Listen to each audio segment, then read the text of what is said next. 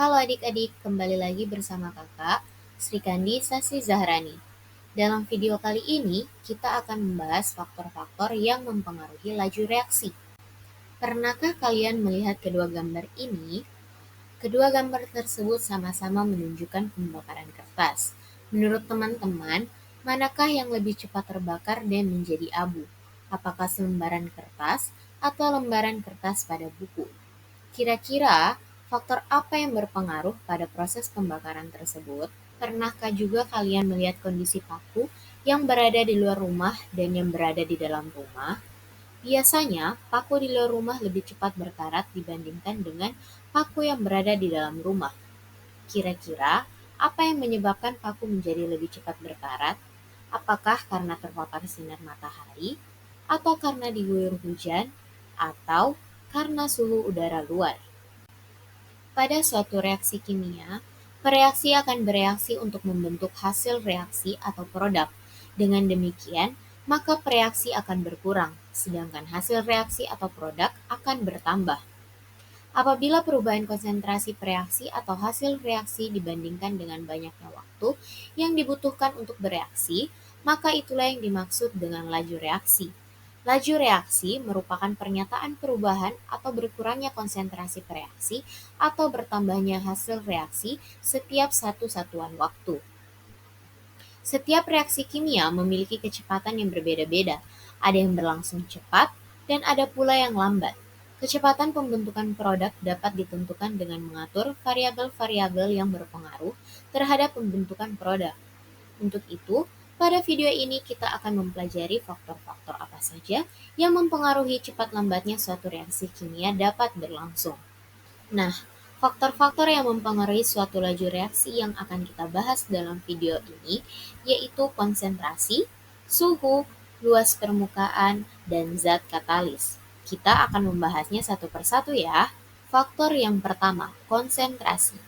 Untuk mengetahui bagaimana konsentrasi dapat mempengaruhi laju reaksi, coba teman-teman perhatikan kedua labu Erlenmeyer yang berisi larutan asam klorida ini. Pada labu A, berisi larutan HCl 0,5 molar, dan labu B berisi larutan asam klorida 1 molar. Nah, menurut teman-teman, manakah yang akan lebih cepat bereaksi antara kedua labu tersebut? Untuk menjawabnya, kita perlu ingat kembali bahwa reaksi kimia terjadi jika partikelnya saling bertumbukan. Semakin besar konsentrasi, maka semakin banyak partikel zat yang bereaksi. Akibatnya, kemungkinan tumbukan antar partikel akan lebih banyak terjadi, dan laju reaksi meningkat. Sama halnya dengan ilustrasi berikut. Manakah yang lebih memungkinkan terjadinya kecelakaan atau suatu tabrakan?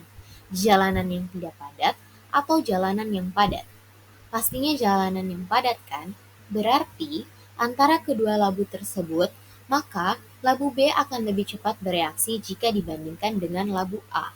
Karena semakin besar konsentrasi suatu zat, akan semakin pekat suatu larutan, dan semakin banyak partikel yang dikandungnya. Akibatnya, semakin banyak kemungkinan terjadi tumbukan sehingga laju reaksi menjadi semakin cepat. Faktor yang kedua yaitu suhu. Pengaruh suhu terhadap laju reaksi dapat kita amati pada contoh berikut ini. Panci A berisi air panas, sedangkan panci B berisi air biasa. Kedua air dalam panci sama-sama kita masukkan dengan gula. Kira-kira, menurut teman-teman, gula pada panci manakah yang lebih dulu larut? Bagaimanakah hubungan antara suhu dengan laju reaksi? Jadi, suhu yang tinggi akan membuat partikel dalam larutan bergerak lebih cepat, sehingga kemungkinan partikel untuk bertumbukan akan semakin besar, dan laju reaksi akan terjadi lebih cepat. Jadi, semakin tinggi suhu, laju reaksinya akan lebih cepat. Lanjut ke faktor yang ketiga, yaitu luas permukaan suatu benda padat. Jika kita lakukan percobaan dengan 2 gelas berisi air, kedua gelas ini akan kita masukkan gula dengan bentuk dan ukuran yang berbeda. Pada gelas A, kita memasukkan gula utuh berbentuk balok. Kemudian, air pada gelas B juga kita campur dengan gula yang berbentuk butiran. Menurut teman-teman, gula manakah yang lebih cepat larut, pada gelas A atau gelas B? Ternyata, hasilnya gula berbentuk butiran pada gelas B lebih cepat larut dibanding gula pada gelas A. Nah, bagaimanakah pengaruh ukuran kepingan zat padat terhadap laju reaksi?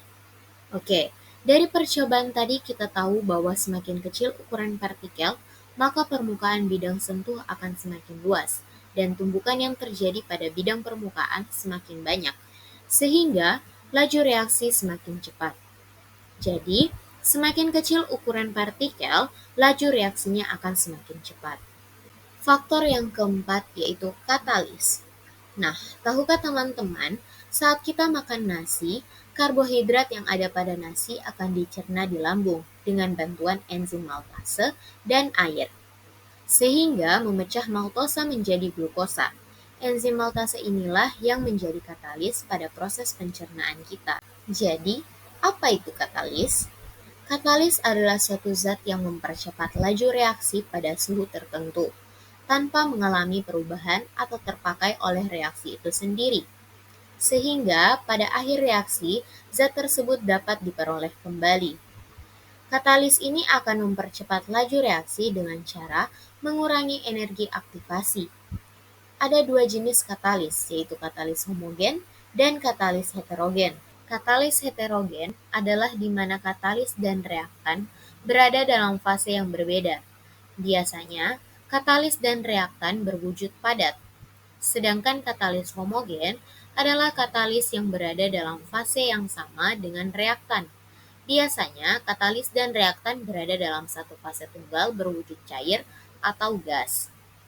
Katalis mempercepat laju reaksi dengan menurunkan energi aktivasi. Kondisi ini mengakibatkan tumbukan efektif menjadi lebih sering terjadi.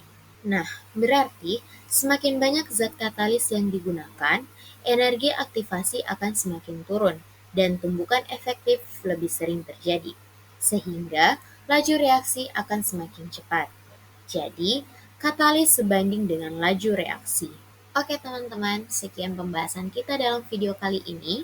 Terima kasih sudah menonton. Semoga video ini dapat bermanfaat ya. Sampai jumpa di video-video selanjutnya teman-teman. Bye-bye.